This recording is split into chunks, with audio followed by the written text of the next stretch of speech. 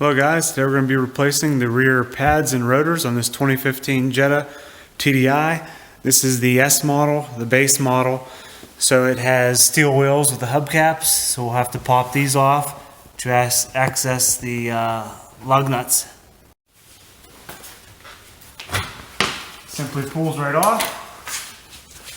And use your 17mm socket and breaker bar and break these loose.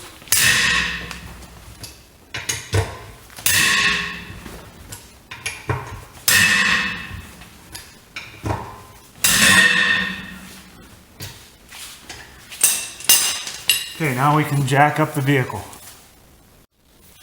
Okay, this is where I have my jack stands right here. You can see this reinforced point right here. That's where you put the jack stand at. Same on the other side. I don't know if you can see the jack under there. That's where I lift it at, right on the subframe. So if you walk around here, you can see that right there. I have the block of wood to distribute the weight. Now you don't need to jack it up that high, just enough to get the wheels off.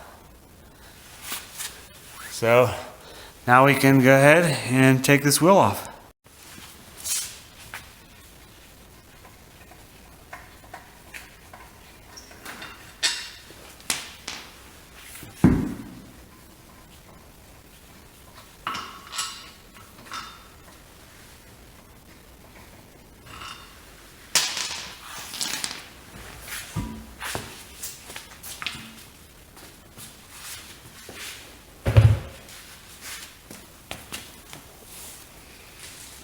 Okay, now we can have a look at these pads. As you can see, that's pretty well worn there. And this rotor is pretty rusted. These are the original. This vehicle has 100,000 miles on it, which is pretty impressive for the original pads and rotors.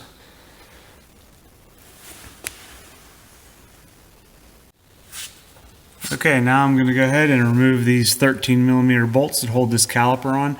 There are two, one on the top and one around the back side here on the bottom.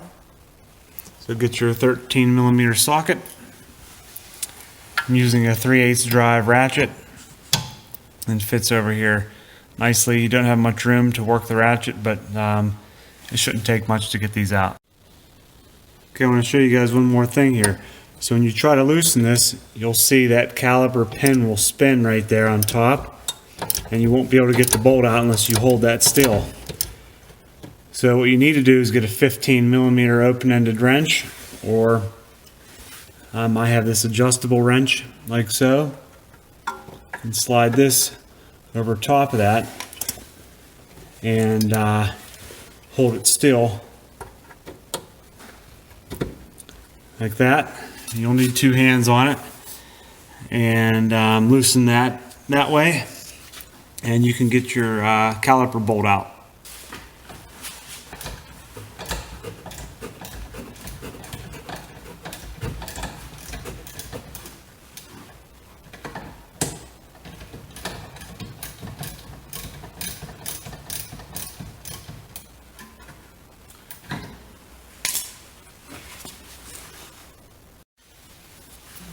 Now unfortunately with the bottom one here, with the socket and ratchet, it's way too big and it will not work. There's not enough room because of this right here. So what I did is I have one of these ratcheting closed end wrenches here. It's 13mm, and that fit right over top of there. I have enough room, and I was able to loosen it that way. So just a heads up on that. Okay, the caliper is loose. It can just hang here. We have the brake line there and the emergency brake cable or parking brake cable still attached, but we don't have to fool with those. We can just leave that kind of rest there. If you want to be safer, you can tie this up, maybe put a string through this hole up around here to kind of hold it out of the way. I'm probably going to do that right now anyway, just to be safe, so I don't put any more stress on this brake line. Yeah, but the pads are ready to pop off now. So just get your screwdriver in there, and these just pop right out of there. These are worn down pretty good, as you can see. Not much life left on these, but pretty impressive for 100,000 miles, I'll tell you that. A lot of highway driving. You can see the pads cracked right there. So can go ahead and throw these pads away.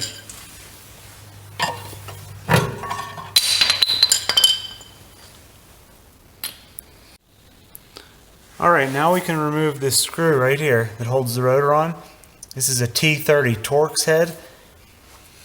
So over time these fill up with dirt and rust.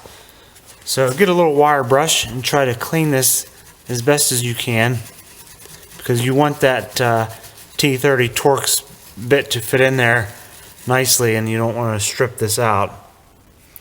So just try to clean this up best as you can, so that you can go ahead and insert that T30 Torx bit. Okay, since this rotor is going to want to spin when you try to take this screw out, I put a C-clamp on the side here so it'll hold the rotor from spinning.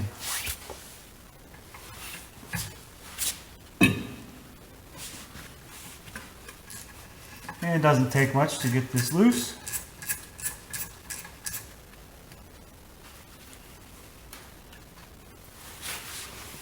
Now we can remove the C-clamp. Get out of the way.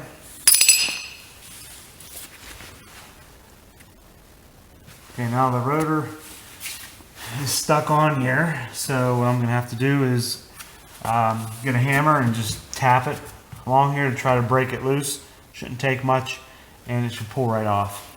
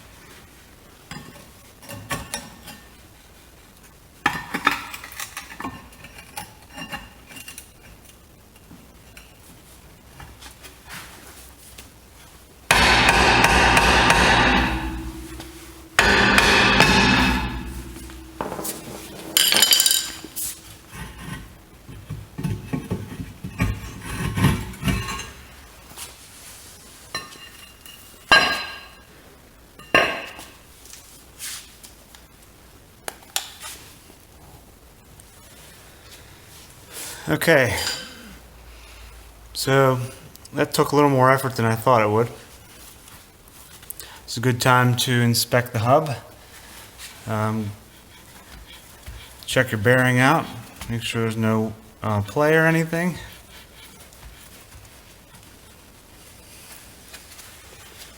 And we're going to have to go ahead and clean this surface up so that the new rotor mounts up here nice and flat and flush. So I'm going to go ahead and get a wire brush and clean this up. Here's the wire brush I'm going to use on the end of my drill. Make sure you have eye protection. I'm going to get started. Just going to clean this up all the way around.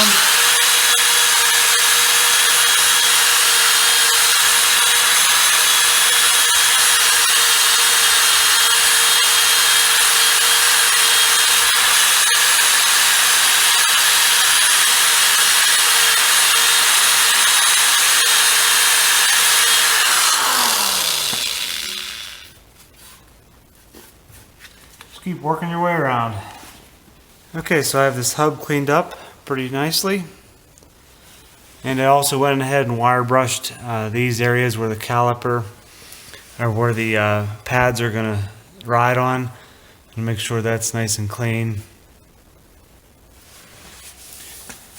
And one more thing we need to do, these pins, I want to pop these out, just pull them straight out and clean them up and reapply more caliper lube. So they just pull straight out, and it's a good time to inspect these rubber boots. If there's any tears or anything in them, we need to replace those. Okay, here's one of the pins. I cleaned all the original grease off. As you can see, it looks to be in very, very good shape. Same with this rubber boot as well. So now I'm just going to apply a light coating of this over top of this and reassemble. Simple as that. Okay, we have our pin nicely lubed up. Let's go ahead and slide this right back into place. Just make sure that rubber boot goes right over top. Just give it a nice little push and work it back and forth. There we go. Now we can go ahead and install the new rotor. Okay, I chose to stick with the OEM pads and rotors. This is the part number for the rear rotor.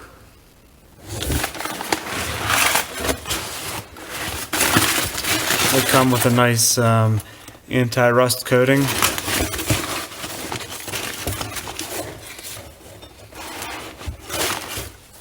Now we have the rear pads.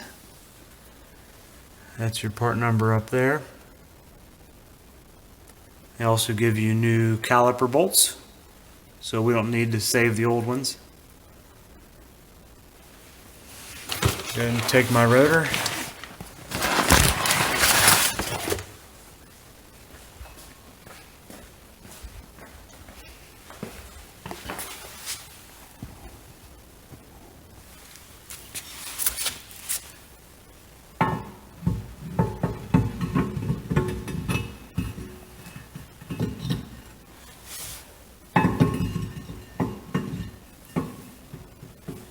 So make sure you line up this hole with the other hole, the threaded hole, which is on this side, so I need to rotate it.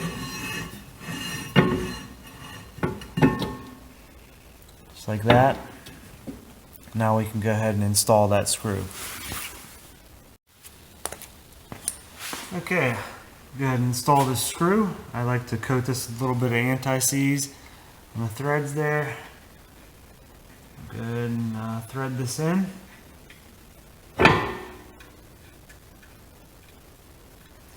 This gets torqued to 4 Newton meters, which isn't much at all.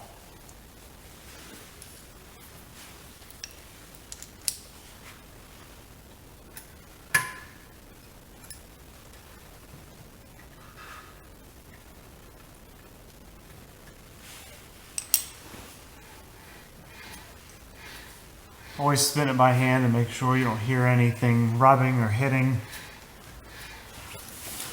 Now we can go on to the next step, which will be to move this piston back in the caliper here so we can install these new brake pads. We have to clean this up a little bit, make sure it's nice and clean. Okay, this is a kit that I use, guys. It's a universal disc brake caliper tool kit. It's by Lyle. The number is 25,000. They give you a series of adapters for different calipers. And we are going to use this particular one right here, which is marked 2A.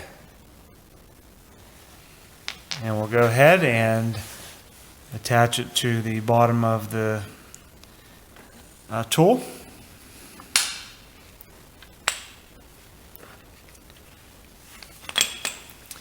And we can set this up on the caliper.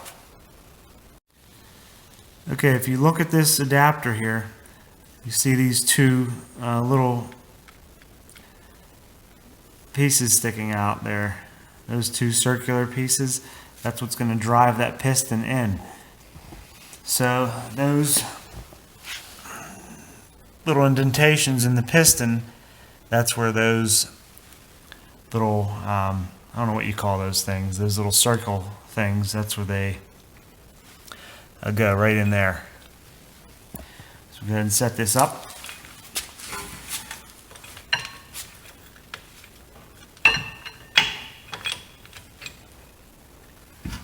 It's a little tricky to get this all situated, but the more you do it, you get the hang of it.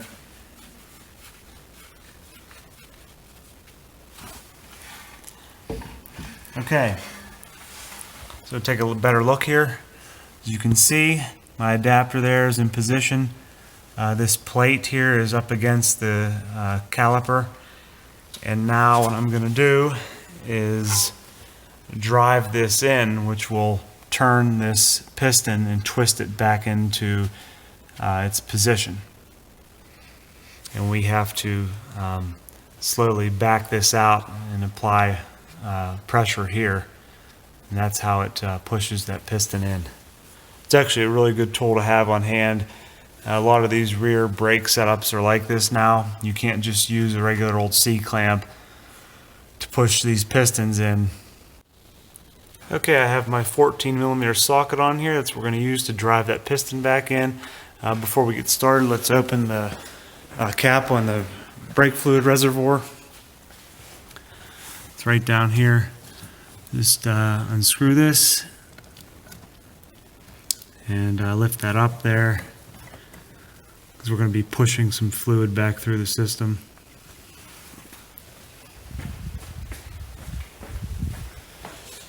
Alright, now we can get started.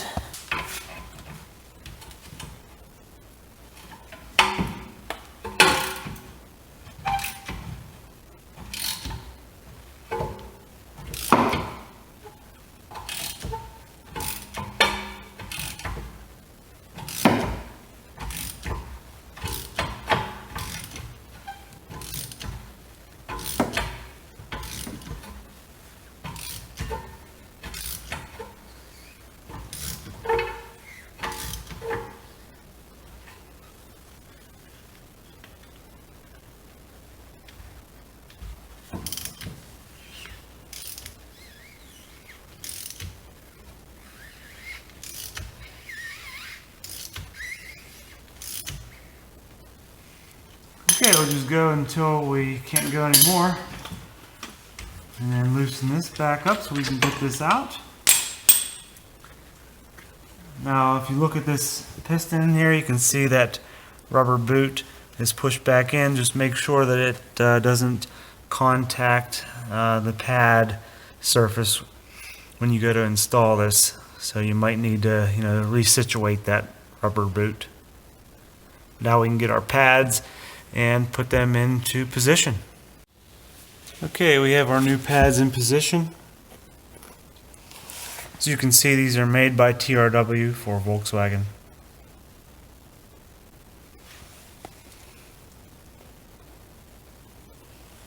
Now we can go ahead and slide this caliper over top. Just make sure the pads stay where they're supposed to stay. And you'll have to watch these pins, top and bottom, as you try to position this caliper.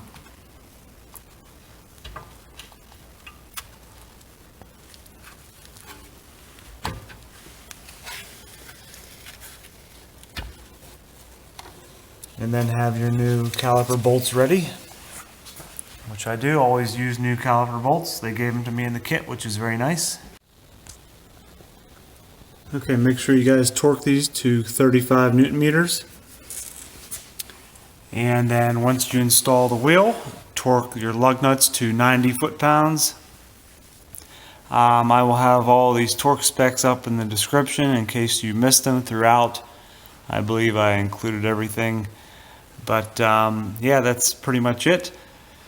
Don't forget to do the other side. I'm going to go do that now. It's going to be the same procedure.